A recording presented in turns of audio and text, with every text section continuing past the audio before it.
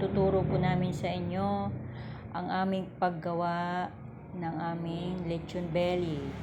Hugasan nyo po munang mabuti. Tanggalin nyo po yung buto. I-debone nyo po para hindi mahirap i-roll mamaya. Tapos, ayan na po yung mga sangkap. Garlic, onion, paminta, laurel, asin, MSG, at saka tanglad. Haluin nyo pong mabuti. Tapos, ilagay nyo na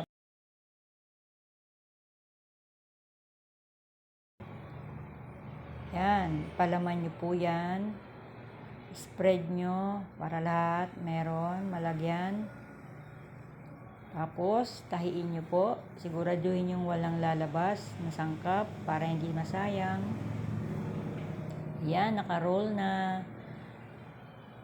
Yan, nilitsyon na namin.